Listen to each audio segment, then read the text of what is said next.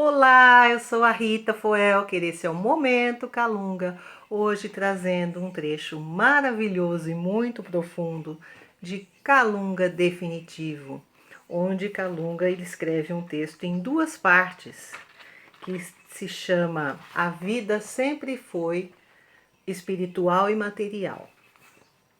E essa é a segunda parte, e a gente vai destacar um parágrafo aqui que diz o seguinte: vocês que fizeram essa escolha eram livres para fazer, e os espíritos não podiam se intrometer sem agir contra a lei. E os espíritos entenderam que só podiam aguardar um outro tempo, onde suas palavras fossem mais bem-vindas. Bom, tem uma palavra muito forte nesse texto, que é a palavra lei.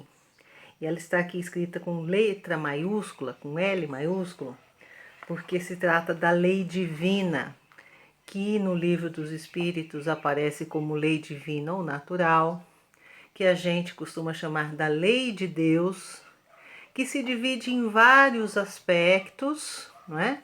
Mas que profundamente, em profundidade, é uma lei de amor, tá? E às vezes a gente quer entender um pouco mais do funcionamento dessa lei na nossa vida. E uma das primeiras, vamos dizer assim, uma das primeiras tentações que a gente tem de pensar quando pensa em lei é que lei é genérica, né? É um decreto, é um estatuto que quando alguém lá assina e promulga essa lei, né? Ela é igualzinha para todos e atinge a todos igualmente. Porém, a lei divina ela tem uma particularidade muito importante que a gente entenda, é que a lei de Deus ela não é genérica, tá certo? Ela não funciona igualzinho para todos. Ela funciona cada um de acordo com a sua necessidade, com o seu entendimento, o seu merecimento e aquilo que vem mais ao propósito de despertar essa pessoa, jamais de punir simplesmente, mas de conscientizar, de empurrar para frente, né? Levar para um progresso, levar para uma evolução.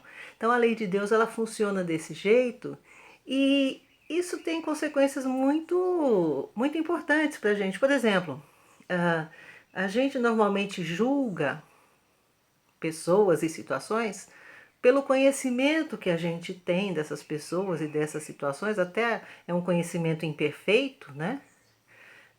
Mas a gente acha que a gente sabe o que fulano merece, o que fulano não merece, o que devia acontecer em tal situação, tá?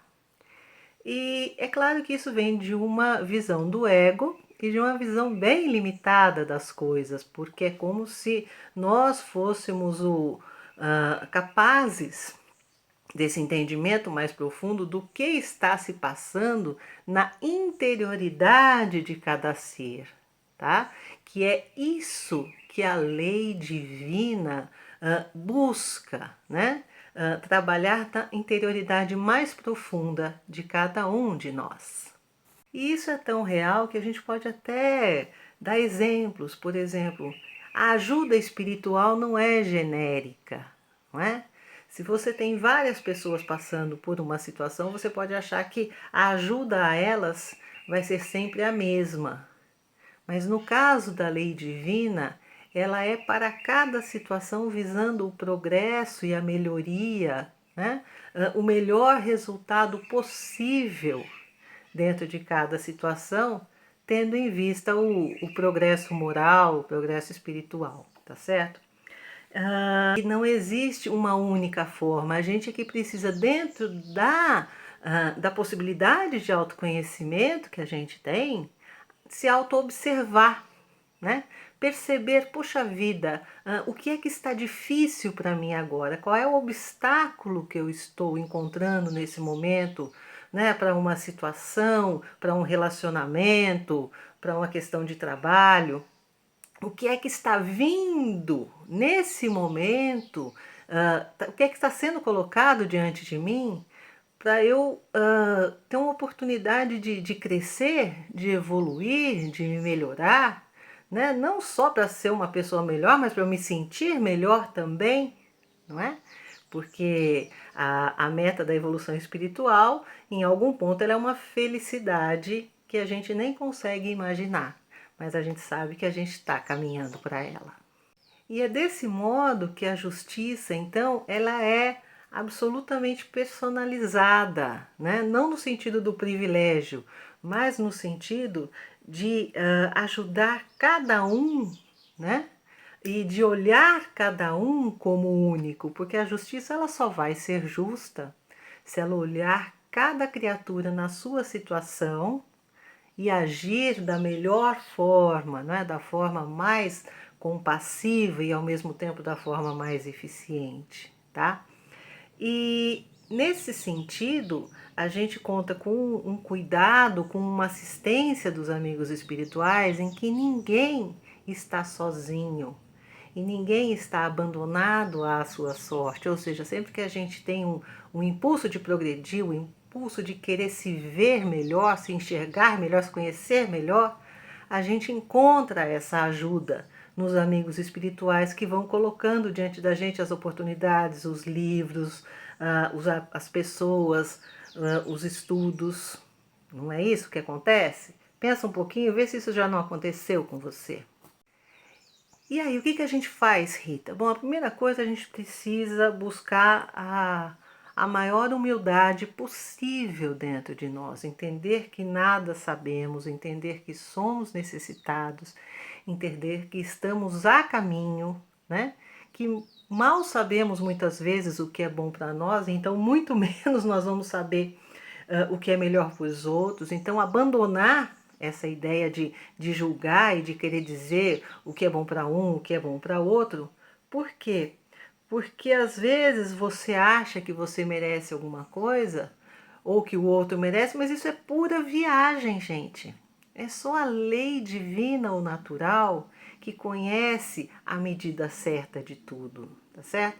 E se a gente começa a observar a ação da lei divina, em vez de questioná-la ou de se sentir dono dela, a gente passa a aprender também.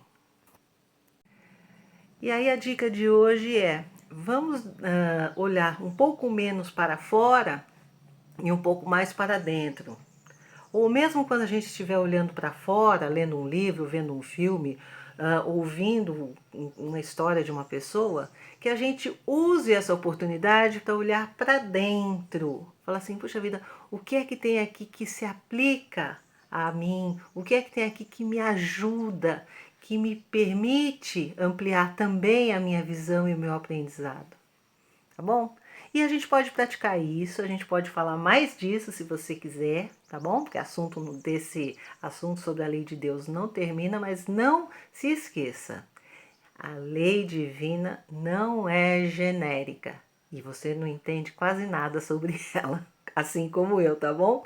Um grande beijo, muita paz, gratidão pela audiência. Até o próximo Momento Calunga.